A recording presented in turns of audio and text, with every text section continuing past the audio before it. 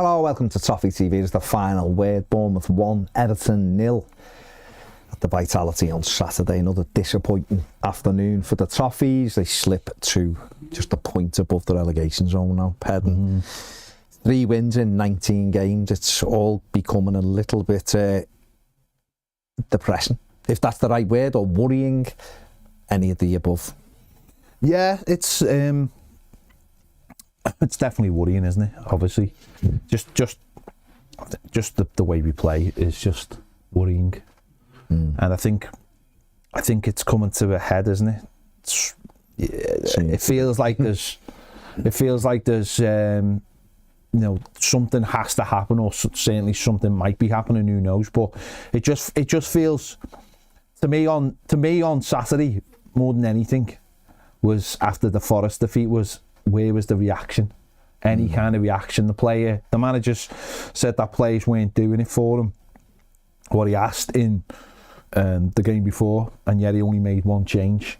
Now, of course, his hands are tied in many ways, but he's only made one change, and you got to ask the question: if players aren't doing it, then why aren't things happening? Why aren't things happening in the game? Why aren't you making, if you've got a problem with a certain player or players, then why aren't you looking to swap those players out? But he's gone with the same team basically again, but just swapped the right midfield out, which he's done all season, we know. And I just think, I just don't think the manager knows where to go anymore. I don't think his bag is extensively deep anyway, but I think he's basically ran out of options, and bar Dwight McNeil coming back into the side and offering the set pieces and obviously something different with his left foot, I don't think he's got anywhere to go, to be honest, because the clean sheet thing is nonsense. Because even if you concede one goal, we've created this idea of conceding one goal. It's terrible. It's not, is it? It's like, you know what I mean? We've still got a decent defence, but if you concede one goal and that's the end of the game, then that can't be. That's a very, very bad place to be. Yeah, I mean, you just mentioned it there, the lineup. Just saw Jack Harrison come out. He took him off at half time against Forest, didn't he?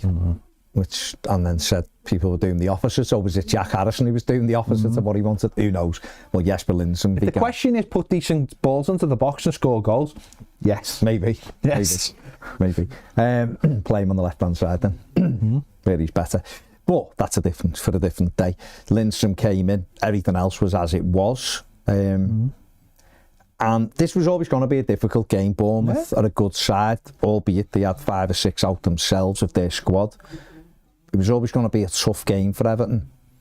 But like you said, we're playing such a dangerous game every time we play, in that we're hoping for 0-0 and maybe we get a goal off a corner. And I in 2025 I couldn't understand it in 2024 either, to be honest. Can't understand how that can be a real thing, that you're just hoping for 0-0 and you might score a corner, because the game has moved on. It's all about attacking football. Again, people shouldn't mix that up with 850 passes a game and playing like peak Manchester City. It's about attacking in numbers, and we don't do it. I think what's interesting there is we talk about these teams like they're the pinnacle of football. Like we talked about Forest last week, and people's argument is they're second in the league, and it's like, yeah, but it's still Nottingham Forest. It's still a team that at the end of last season, stayed up with 2 games to go, and 14 points less than Everton, or 12 points less than Everton. And then you're talking about Bournemouth, that 18 months ago we played against them and beat them at Goodison Park on a day where they looked absolutely terrible. So from that day, the teams have gone in opposite ways. Now, don't get me wrong, money has been spent by them, but also money's been brought in for like Solanke and stuff. But we're talking about teams like they are, like they are Manchester. I know, that's what I'm saying. But we talk about like these teams, like, it was Bournemouth, they're doing really well. It's like, yeah, but 18 months ago they were in exactly the same position. Forest at the end of the season were worse than us, and again, money is being spent. But does that mean to a degree that they are miles better than us? Bournemouth have done the double over us now this season, and it's like, but we talk about them, or he talks about them, like And again, that defeatist manner that we've got as a football club of, well, what do you expect? Oh, and it was like that before I got here. It's like, mate, it's your job to improve this team. Stop fucking talking about what happened before you got here, or stop hinting at things that you were lied to. They've gone. Come out and tell us. They've all gone away. Yeah, but even if the fact of the matter is, regardless, Everton have spent 90 odd million while Sean Dyche has been here. Bournemouth, like you just said, 18 months have passed. Again, this isn't just to go at the manager, but the average managerial tenure in the Premier League is 13 months, and he's been here 2 years this month. Yeah. You should have moved something on. That needle should have been moved in that time, and it hasn't been. And we finished. My argument with the manager is, he came in the first bit of his tenure, and what could he do? He came in they gave him no chance. He come in on deadline day, basically. Yeah. He couldn't do anything. Lampard had similar the year before. He was literally appointed on deadline day, Lampard, wasn't he? And he dropped Donny van der Beek and Dele on him. Yeah. That was it. And he had to make do, and he kept us up. Sean Dyche was in the same position a year later. He had nothing, didn't even get a single player, and he'd done a really good job to keep us up. And then last season, he got 48 points. But the journey should have then been 48 or more this season, because that's what a manager's supposed to do, a coach is supposed to do. We've lost one player that we had last season, Ben Godfrey, but he played half a dozen or 10 games, I think, in the end, but didn't start all of them. Those two players have gone out. Two players, Amadou Onana, who we didn't really like. Yeah, he might have appeared in 32 games when he started 23, and after Christmas it was less and less. So he's lost two players, but they've reinvested in the squad. He's got a lot of options. So it should have been moved on, the needle, but it hasn't. It's almost like every summer he just goes back to zero and we're in a relegation fight again. And Bournemouth haven't done. This is more about Bournemouth than Everton, but Bournemouth haven't done that. Gary O'Neill was sacked when I thought he'd done a decent job to keep, a good job to keep them up. Scott Parker, don't forget, that same season said they were terrible. These players can't keep us up. What hope have we got? Gary O'Neill showed them you could keep them up. And then they made a bold decision in the summer and replaced him with Antonio Raiola, and it took him 9 games to get a win. You know, we beat them Goodison, and they've bought fast players. They haven't spent 500 million to be in a different place. They've just bought what they've needed. Good coaching, the attacking numbers, and they score goals. So much so that they can lose 5 or 6 players for a game and still win it in first gear. Because and this comes back to the point, we're playing a dangerous game of, we're going to keep it to 0. Yeah. And yet, we have got a lot of clean sheets, but also in the 19 games we've played, we haven't scored in 11 of them. And more than a quarter of our goals came in one game. We scored 15 goals and we got 4 in one game. And that, again, is a terrifying stat, because it shows you that you're playing for set pieces. And when you haven't got your special teams player in Dwight McNeil, then what out? It really is a case of just let's see what happens. And in this game, we went out with the same game plan. Yeah. But even with that game plan, Bournemouth could have been 3-0 up at half time. Jordan Pickford has to make a save after 10 or 15 minutes from Iwatara, who should score. Yeah, He's in the 6-yard box, and any decent connection, he puts it past Pickford. Jordan, he gets a connection on, Jordan keeps it out. He then has to make a save from Semenyo, who's 1-on-1. They also have a goal disallowed. They also missed 2 free headers at the back post that they should score. This isn't like a team with that good defensively that these teams aren't getting opportunities, because they were in that first half. Yeah. No, again, it's the saves from the goalkeeper. I think it really has become counterproductive now, the way we play is in, like, I think there was a time when it was like a badge of honour for a lot of the players to defending, keeping the clean sheets, giving them all like patting each other on the chest and all that kind of thing when you blocks and all that. I think it's become like exhausting now. I think it's become mentally tiring knowing that you have to do that for an entire game. It's like a boxer going out and covering up for 12 rounds. It'll get you in certain situations. No, it will, but you'll always generally get, put it this way, if football was decided on points, we'd have probably lost nearly every single one of the 0-0s anyway. You know what I mean? But your point, sir. It must be exhausting for a player. I think those first 5, just on your point, the first 5 months, you're right, you're throwing, but we wanted to see, and Sean Dyche brought that to us. He brought a team that was all of a sudden people were throwing themselves in the way of shots, but even, you know what I mean, and at first you'll get through that because it's digging in, it's a crisis situation. But you've got to move. I think what that works with is when you genuinely believe you have a threat as well, whether it be a set piece. I think when he first came in, that first day against Arsenal, first game, was very much like, we protect one end and we'll get a chance, and we did get a chance, and that set the tone then for keep it tight. We'll get an opportunity. We'll get a set piece. Something will drop. The core, one of the centre backs. Something will happen. We'll get something. Yeah. And I think that camaraderie of you do your job, we'll get something. We're making the most out of what we've got. I understand how that's very much like, that's how like clubs, teams get to like cup final, or they used to get to cup finals and all that kind of thing. Was that togetherness? You know, we're all in this together. I don't think that's there now, and I don't think it's the bit about all being in together, by the way. I just think that players really do look at the situation now, and I think you can see it etched on some of their faces of this is in many ways pointless. I see it on Jordan Pickford's face all the time, and there was talk that he actually did say something as he was leaving the pitch, in very much the sense of, what's the point?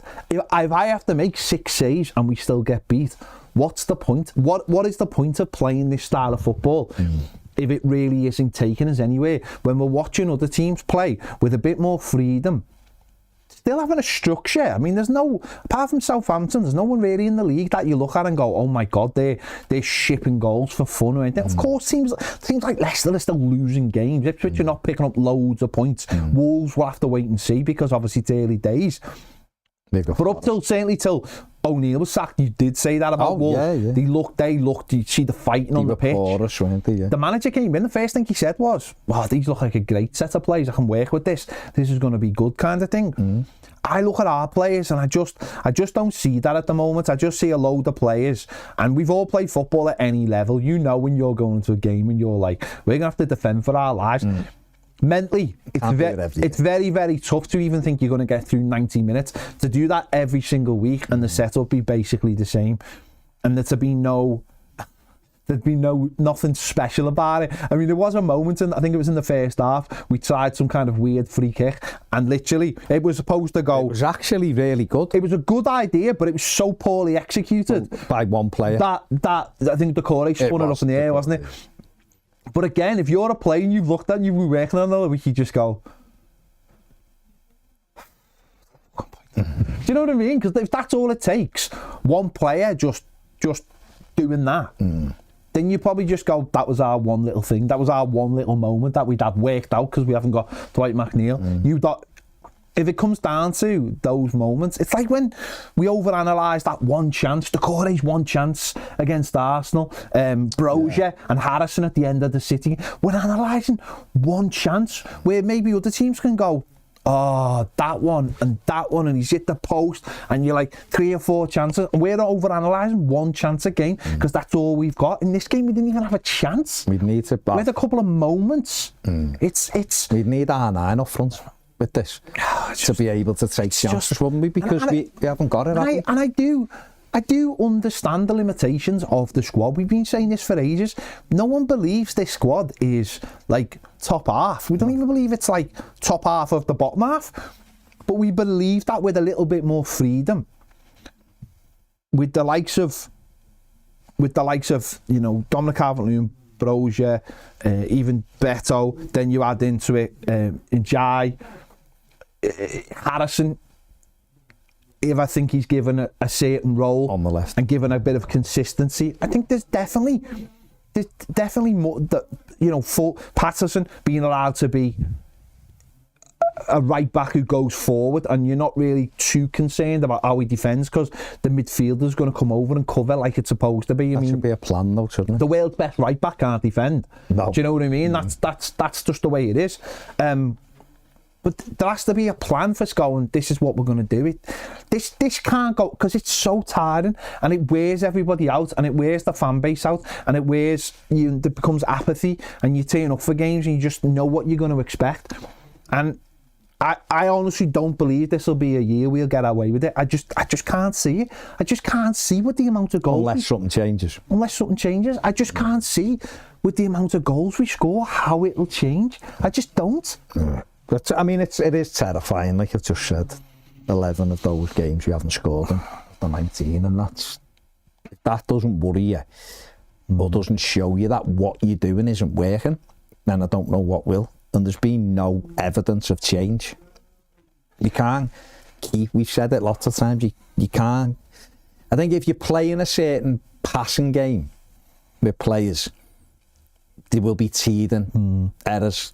You'll make mistakes that you might give a couple of goals away. Lots of teams do it, but you know what they're trying to achieve, and if they sharpen up on it, they'll get it right, and therefore they're doing it for a reason. Everything you do should be for a reason. But ultimately, those teams are trying to create opportunities to score goals, aren't they? Where we're not.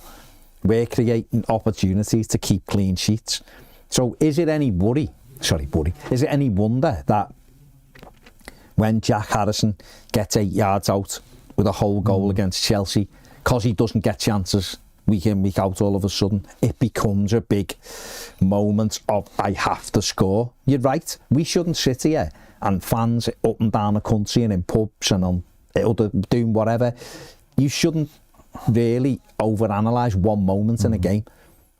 You can look back and go, oh my God, if we'd have just played that square pass, we'd have won, or whatever. Of course, but that shouldn't be the only moment. We should be sat here when we're doing this kind of show going, which things shall we put in? We had 6 chances, which we're never going to go through all of them forensically. Which couple should we put in? But we don't. We sit here and go, did we have a chance? Oh, yeah, maybe. Right, let's look at that then. And we do that one thing. Because even basic teams, I've seen much worse Everton sides than this. People keep rewriting history. You see it. This is the worst set of players we've ever, and all that. And it's just nonsense. Yeah.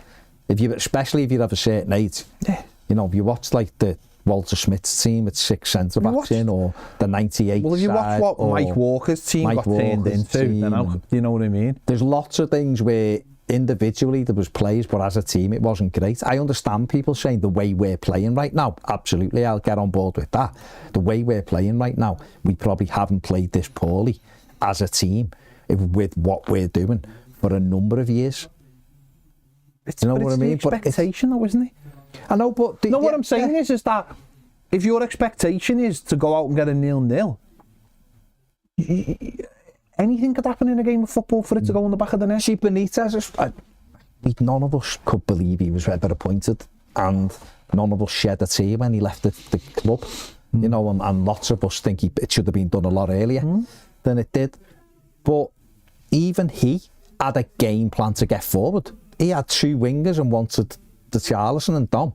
He wanted to play 6-4, really. Didn't he? And he did, though. He always wanted the insurance. That's why he didn't really like Luca Dean, because he didn't like Dean crossing the halfway, but he wanted the insurance. But he had a sort of a plan, he thought, at the other end. The problem for Rafa Benitez was Dominic Calvert-Lewin got injured and we had Rondon. And that was a waste of time, and Richarlison was injured. So his plan went out the door. You've got to find ways to score goals. Lampard was too much the other way, and that didn't work either. And Dyche has gone too far the other way, where it's everything's 0-0. But in a league now that has changed so much, and it's all about attacking and getting goals. Everton have just left on the shelf of being the only sort of club that is trying to play this, like Stoke City, maybe Burnley, West Ham, but West Ham still have attacking plays, and they still go forward though. They still go forward. We don't. West Ham, yeah, maybe, but they do it better than we do.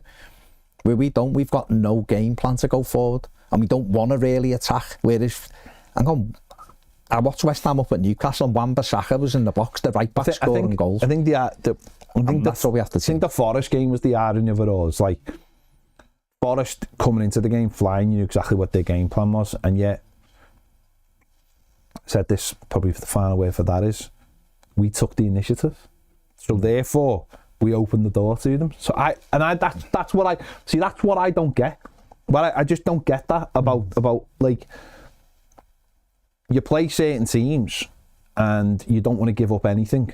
so the 3 we played before that, and then Forest, suddenly you're like, oh, we'll be alright against these team who were like, went into second place by beating us.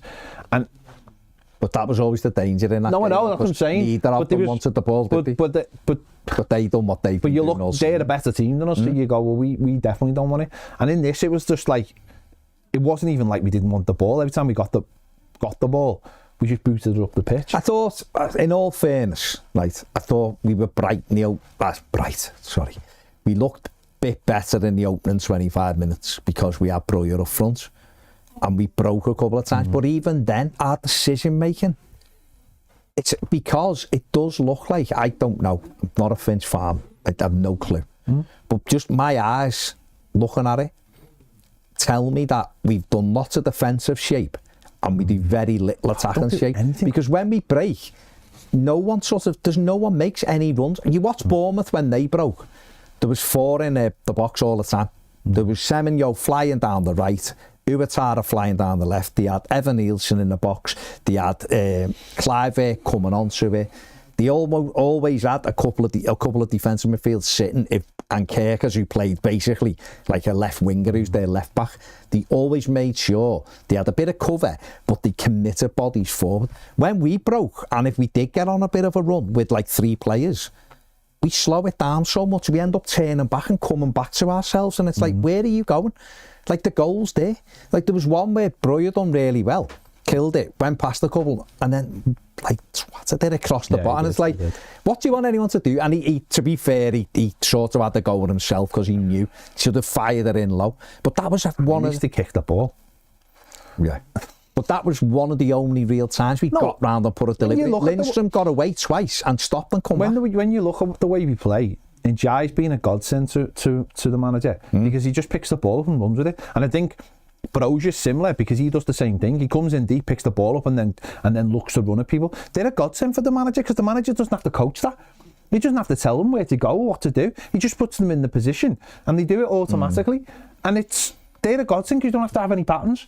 And that's the problem. There's no patterns of play. No one can tell me after nearly 2 years how Everton play apart from just hoofing it to the centre forward. And I think now there's signs of it certainly in the first half with like people like Tisagana Gay, they just look out completely out on the feet now. So what's he going to do? He's in his own box. I'll just lash it and I'll give myself a minute to get a break. There was one with Atrisha where he went past 2 of them and there was a simple pass on and he tried to go past the third and gets the ball taken off him. And it's those moments like you've done the hard bit, just pass the ball, pass your ball and then you're set. But you know, the big, for me, certainly any hope of anything went when Breuer got injured, and he's got injured kicking the floor, which was, he should have got the shot away earlier. He didn't. He got injured, being unfortunate, and he was limping around.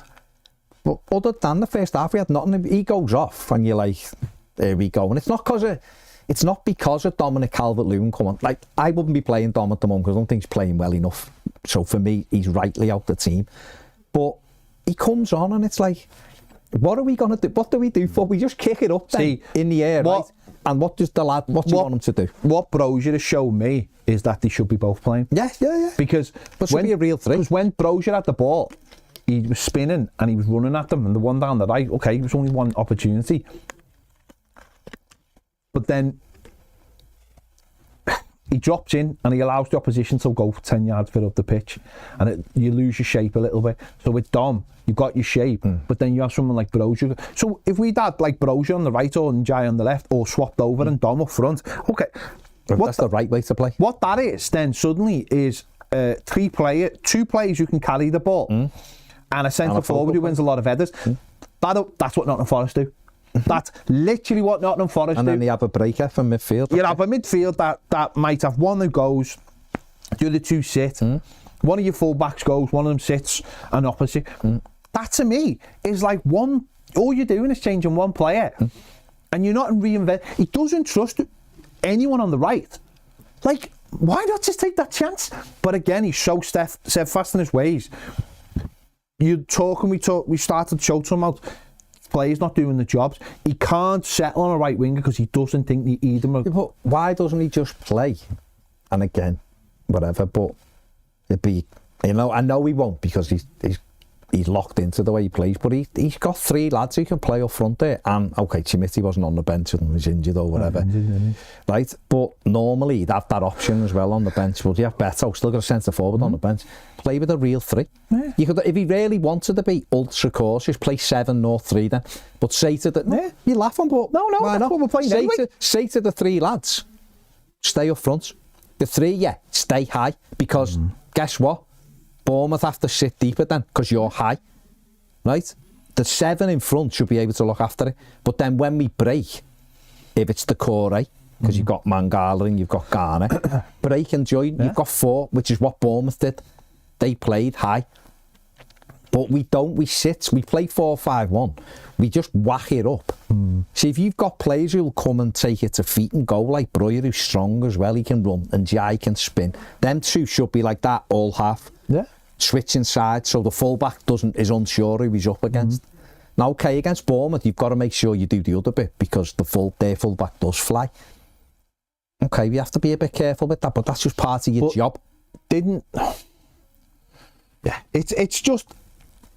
you've got Njai. I mean, the goal, I know we're going to talk about the goal in a minute, but the goal comes from not having someone protecting on the left anyway, if that makes it, doesn't it? Because we're already playing because it's a player who's behind Michalenko, and in a normal team what you'd expect is everyone moves over one, so the midfielder should be really but so you're not actually protecting your team. Doesn't even run in there. So you're not protecting your team by doing that anyway, are you? So you might as well just say to the midfield, you drop in, you protect, and just let that 3 be a 3, and everybody else just, it's almost like everyone else defends. Because we watched Forest last week, and essentially that's what they do. They play it long, Chris Woodward's the other. The 2 wide men get old, one of them gets older, and then the midfield moves up. And then Gibbs when White just gets and connects. Gibbs White. It's, to me, there's just little tiny things. But there's got to be different ways. This is what we're saying. There's got to be different. Even if you're listening and you're going, yeah, but our players don't do that. Well, you got to coach them in a different way then. You got to coach the patterns differently then to get people up. You got to. It's as simple as that. You can't leave it to the way it's going, because we don't score goals. We got in at half time, 0-0. Changes were made at the break. We'd already seen Dom on Lindstrom come off at half time. He brought on Harrison Armstrong, didn't he? Nathan Patterson came on as well, which was a big surprise. And we had better moments in the second half, simply because Armstrong wanted to get forward, because that's the type of player, and Patterson's an attacking fullback anyway, so we did get forward. But we nothing still really changes, and we didn't create anything for Calvert-Lewin, who's a big centre forward. We offered them nothing really to go at, did we? And yet we still susceptible to the way they broke, because players don't do the jobs properly. People make stupid decisions.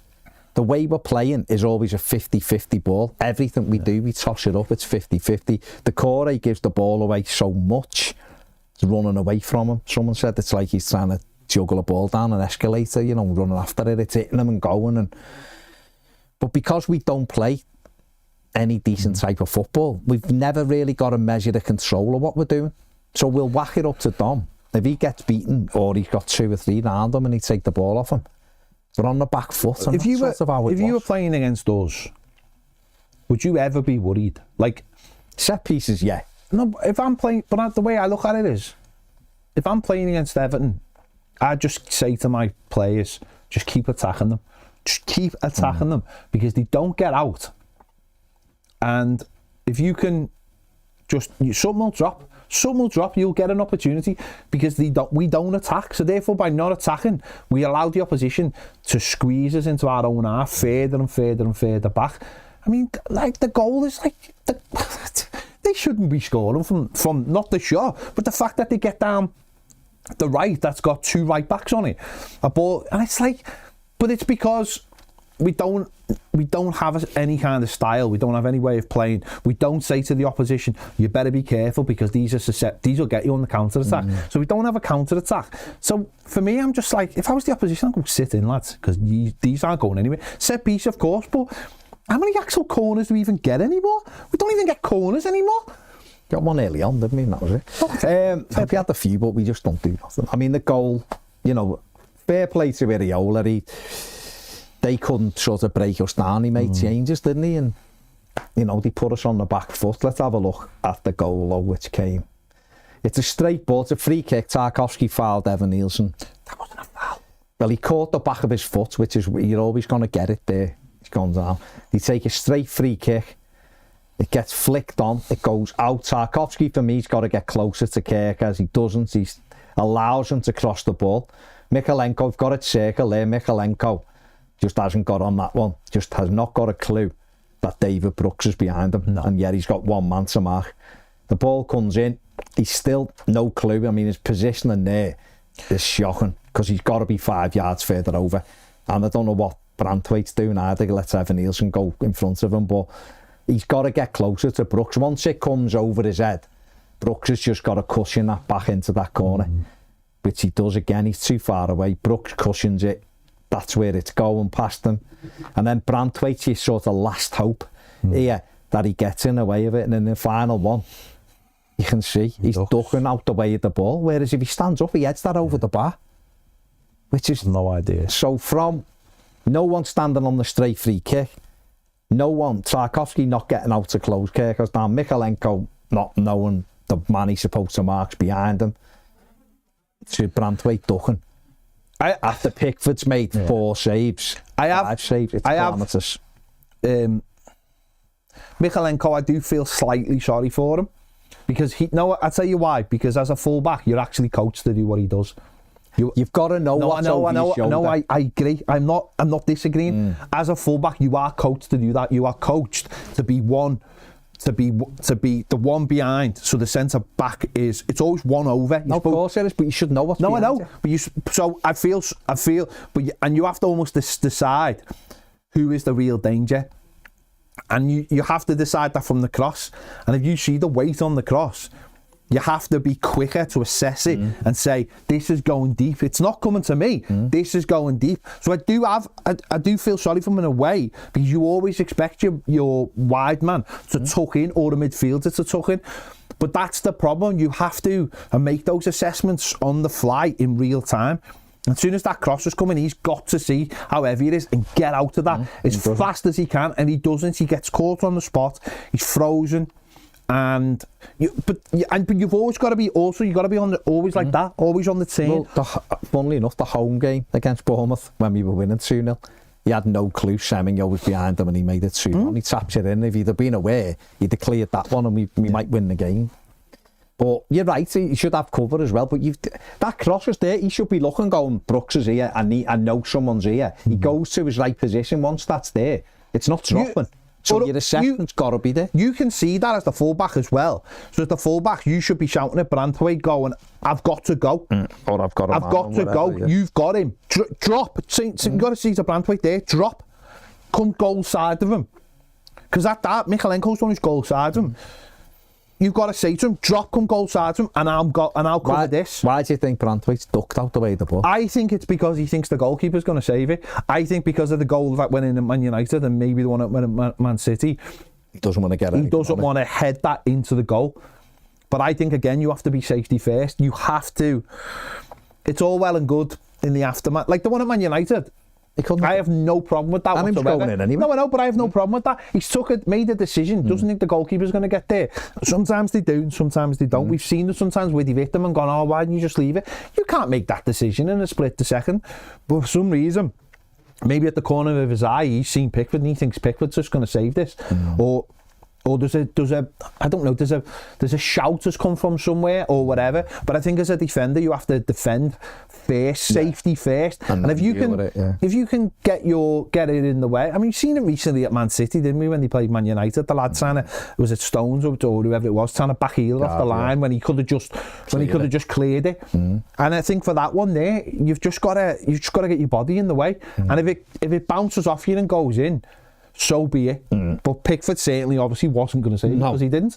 It was a great strike, and to be honest, I wouldn't want to see anyone else from Bournemouth score against us, if I'm honest. but it could have been dealt with in so many different ways. It shouldn't get past us on the left anyway. No. It shouldn't get down that wing and be crossed. So it's piss poor. And when we're talking about defending, and when we're talking about the clean sheets, some of the defending is piss poor, like really poor. The thing after that, he obviously brought Beto on to try and get us back in the game. But again, we had two lads up. Beto's dropping in as a number 10, picking the ball up and running with it, and they're just siding them down. And it's like, we've got two big lads. Yeah. The only opportunity we really had was won by Beto, was Decore. It dropped and he's flashed a half volley wide. Earlier on, Harrison Armstrong couldn't readjust to it, header, but he made his way in the box. And Patterson had one where he'd done all the hard work and should have just played Young.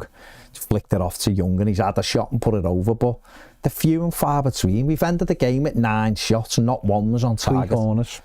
Three corners, yeah. Not one was on target, and that's embarrassing. And Jordan Pickford we've lost 1-0, but Jordan Pickford's kept us in the game again, kept the scoreline down, and sort of made it more respectable, if you like. Let's have a look at his season numbers so far, because he's been probably the one lately that has meant Everton. I've got points. 19 games this season. He's had 7 clean sheets. He's made 61 saves so far. Just under 71% save ratio, and has obviously saved a couple of penalties in with that as well. And lately, Ped, because of him, we have got ground results out at the 3 games, and we could have had heavier defeats against Nottingham Forest, and certainly on Saturday could have been a different story as well. Yeah, I mean, their XG is 1.84, I think it is, so it's nearly 2 goals. So it's... He's at least saved the goal. You're looking at it from that point of view. Are we defending in a way that makes the saves, that are making the chances harder? That's debatable. Are the shots coming from outside? Well, some of these were. But we talk every game about Jordan Pickford, and if our defence again is supposed to be so good, why does every single game we seem to be talking about Jordan Pickford and what he's done for us every single game, rather than saying, wow, wasn't Branthwaite or Tarkowski or whoever, wasn't the back line amazing today, we didn't get them anything. Like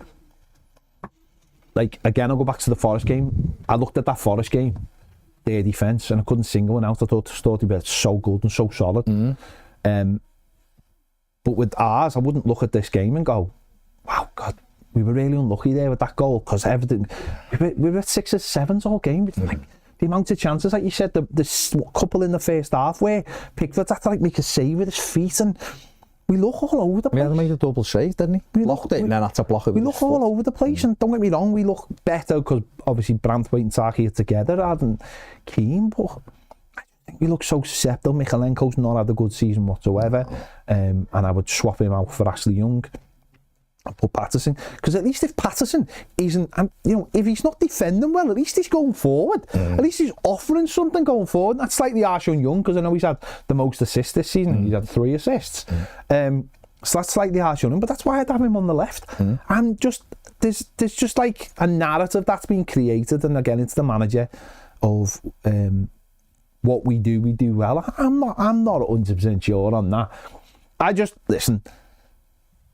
listening to their fans singing about us, and it wasn't even like when you think of it, I was listening to it going, yeah, you're right, lads. Like it wasn't even like horrible about us. It was just dead honest. And I know me missus, I spoke to the Bournemouth Hair Game 2 representative. She's just like, I feel sorry for you that you have to watch every week, and you can't even go, no. You just go, yeah. This is becoming. You're right. Again, I was on the overlap before Christmas, and I speak to the different fans, and they're like, I feel for you, just having to watch, like, that's what you have to watch every week. And I was like, well, we've got a couple. I had to be bullish, didn't I? Well, we've got a couple of, got a good result at Arsenal and that. I'm not sure I would have done that. No, but I'm saying, I wasn't saying it was good. I was saying we done what we have to, but yeah, I actually feel terrible to watch. I actually feel sorry, right, for our fans who honestly don't believe that we can do more than what we're doing. I genuinely feel sorry and I'm not being like, everyone's got their own. I'm not being an arse here. I'm not being an arse. I genuinely feel sorry for fans who think that or believe that there's nothing more we can do. Like, because that must feel, I don't know how that feels. At least we by changing the manager believe that there's something that could be changed. I really feel sorry for people who genuinely look at the situation and think that nothing can improve this team. I feel like if you argue that point to the point, if you're arguing to that point to the degree of like what these players are terrible, what do you want them to do, then I don't know how anything gets better for those people, because I think, well, I know we've got a cup game this week against Peterborough. I genuinely feel like we've hit rock bottom, hopefully without hitting rock bottom. No, I do though. I genuinely believe you go to Bournemouth and you play for a clean sheet and you don't get a clean sheet and you don't get a shot on target and you only have 3 corners and the corners that you have are awful and you don't look like scoring, and yet you've had Brozier, Dominic Calvert-Lewin and Beto on the pitch and none of them have had a shot on target. I just, in terms of playing football, I don't see how it gets any worse.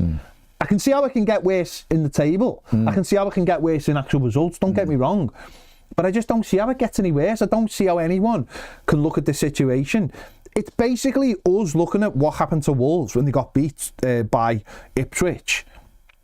And they had a big kick-off and a Barney because they actually felt like they had some passion. I don't see how it gets any worse for us. I really don't. Because I just look at it and go, we're terrible. We are absolutely terrible. And if people can't see this, I think the media have woke up to it now, going, like, to a point of going, wow. Like, the commentator was, like, literally apologising to Everton fans. Efan Akuka was just like, oh my God, this is terrible. I mean, it made me laugh when the commentator said, Sean Dyche is taking a playbook out of taking this out of Crystal Palace's playbook. I was like, mate, we invented the playbook that now Crystal Palace have got. But it was like the first time he'd ever watched us or something, because and Efan Akuka was just like, Efan Akuka said, I can't believe Everton's game plan is just whack it up to the striker and hope he can do something. That's what he said. Gary Lineker said on Saturday night, I believe, didn't he? Said, it's hard to watch, they're hard to watch, and that's where we are right now. We've been in this place for a while. People haven't, not everyone feels like that, but a lot more fans do feel like that. And when it's you can cope with it when results are there. You sort of go, all right, well, we've got results, so we just get on with it. But the results aren't. It's not working. We've won 3 out of 19 I think when games. I think when there's so many games gone in the season, then you go, it'll improve, it'll get better. And now we're at the halfway mark, and you're like, well, we've got we can, if we'd made the change now, we've got half a season to improve it. You know, if it's left in for like the Spurs and the Villa game, then you just feel like, well, we're already past a certain point. And I just look at it and think, we are generally waiting round for the 3 promoted team to come to Goodison to pick up points, and like, I don't know, West Ham to come or whoever. Like, how do you get yourself from where we are now to beating those teams? What changes within this manager and the way this team play to say, we're not playing for a clean sheet today, lads, we're going to be... I think we're more susceptible, like we've seen the last 2 games, when we do sort of edge our bets a little bit. Certainly the Forest game. Just come off 3 games that you like, we'll take a point in that, and we were all happy to take a point. So the next one going, we're at home, it's Forest, forget where they are on the table. And they picked us off. And that's my worry, is that you go into those games with that idea of number one, all the pressure's on us for those games. Those 3 games at least, all the pressure's on us. And you're like, how do you go from being this team that doesn't score goals to suddenly desperately needing to score goals against those teams? Because if you don't, then that's like, they're the games you have to win. And that's really my worry at the moment. I think you've got to change it. Things have got to be done differently, because it's not working what we're trying to do. Well, we've got the manager who famously said, I think like a new manager, that's how I get out of trouble. So you better start... We've also got the manager who said these don't know how to win. Yeah. I mean, that can now be used against them. 1 in can't 11. 1 win in 11. 8 games out of the last 10 we haven't scored. No wins in 2025. Well, it's 8 wins in over 13. It's 13 months now, isn't it? It'll be when 8. If we're going to just pick dates like Everton do. No, what I was just saying, it's the whole thing. One positive I thought was Harrison Armstrong. Don't think he was amazing, but I thought for a 17-year-old come on at half time, I thought he looked useful, looked like he could. We didn't look at him. No, that's what I mean. Yeah, that's what I mean. He didn't look out of place. Didn't look like, oh no, we can't play at this level. Yes, you'd need to see a bigger. Said this on. I actually give him man of the match simply because I thought no outfield play deserved it. I thought Jordan Pickford was and I did say this in my thing. Jordan Pickford was the real man of the match for Everton. But I thought for a lad who's not played really to come in and look like he belonged in there, done quite well. He wasn't amazing by any stretch. He didn't like take the game by storm, but I thought looked like he belonged in there. And for 17, and when you're looking for some sort of positives, because things aren't great at the moment, I thought he was at least one who looked like, you know what, kid's got half a chance of being involved here. Yeah, listen, it's been talked about all season. He's had very few opportunities. Obviously, we'd imagine he'll start on Thursday, because if he doesn't, then what's the point? Yeah, you know, this is a kid that the likes of Manchester City sniffing around because they can sense potential, and they can obviously give him the room to use that potential. I'm not saying it's sink or swim for him, no, but situations like this can make a player and can go, you know what, no one else is doing it, mate. And then when Bowley came into the side, and you know, Franny Jeffers and players like that, who obviously they're really good players, but they weren't like, you wouldn't go, well, you don't like throwing that Wayne Rooney line all the time. He was an extraordinary player. But we've had young players who've come into the side and gone, I can make something out of this. Who did have a brilliant kid. I mean, sadly, we should have kept him because he was really good. But there's players he's been sitting on the bench for half of the season. I imagine it's crossed his mind more than once that he could do a job out there if he's given an opportunity. Take that experience, hopefully take it into Thursday and say to the manager, don't drop me. Don't drop me. You'll need someone in there. You'll need someone fresh. You need someone for the fans to get behind as well. Because it's actually like a bit of a good shield having young players in the team when things are going wrong, because fans won't jump on their backs. Yeah. They'll give them an opportunity, and then they'll go, maybe that'll go on to the manager. Well, at least the manager's saying something different, and that goodwill can be shared round. So maybe the manager's thinking about it like that, and why not? Because listen, Decore was poor. Garner looks tired. I thought he looked really tired on the weekend, and there's opportunities, you know. I imagine James Garner will be back within the next 10 days. What do you think? It sounds like it. I'm not optimistic that Bournemouth will be back. Really? I thought he said the both of them were similar. I think Garner's ahead. Is he? Okay. I think he's ahead. I'm no Roberto Martinez when it comes to medical stuff. Fair enough. But it just seems like Garner's a little bit ahead. Okay. And then listen, tell them to stop wrestling with each other at the training ground. So Garner will be back, and that hopefully will be freshening it up, and then Bournemouth will come back, and then suddenly you've got 6 for 3, and you can make those changes. Maybe we'll get to the bottom of what's gone on with Mangala, because the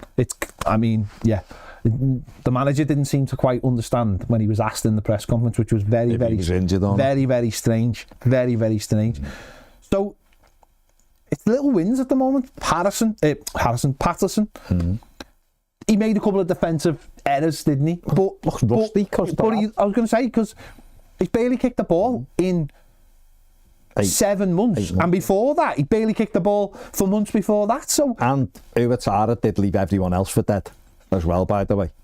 You've got to play. You've got to give opportunities to players. They're not gonna. You can't just give them 20 minutes and go, "Told you." Yeah, needs to play. And I'll be honest, when he was brought the pair of them on, I did think he was basically saying, "You're going to go after the match." Told you. You know, like when he played in Giant number 10 for 20 minutes. And then basically went, told you. Someone did text me saying that's a thing for the board. Look what I've got to cope with, bringing these two on. I don't, again, But that's your squad, isn't it? that's it. They had 4 players playing on their back 4, were all under 24. Yeah. That's something they deal with. That's Bravery though from them. Anyway, it is what it is. Armstrong done all right. Let's have a look at the overall stats from the game. There you go. Bournemouth 1, Everton 0. 19 shots for Bournemouth, 9 for Everton. 8 on target for the Cherries, none for Everton. XG of 1.84 to Everton's 0.71.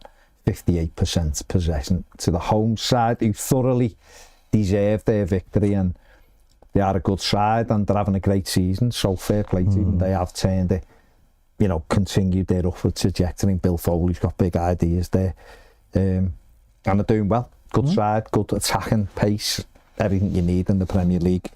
can I just say one? I hope, without putting pressure on, I hope our owners have got as much ambition as their owner has. Bill Foley. Can't see it, but we hope. That's all you can ask. We hope, yeah. Fella wants He's the very best. ambitious. Wants got ambition. Wants to take them forward. I just hope our owners have got that kind of ambition, because you can see with a club that can't have a ground that holds 10,000 people, that he's not 10,000 home fans. Oh, okay, yeah. For God's sake, Sign up, you can. That ambition's massive. Yeah. That ambition's massive, That's and that's all you want. That's all we want from our. You've got to have it, because otherwise, what's the point? You've got no ambition. What's the point? Really, you may as well turn the lights off. So, there you go. Let us know what you think in the comments section below. What can we do? How do we change this? Because at the moment, it's diabolical. 1 point above the relegation zone. It's terrifying. 1 win in 11. So let us know what you think we're carrying on over on Premier right now. If you want to become a Premier member, the link's in the description. Make sure you like, subscribe. See you later.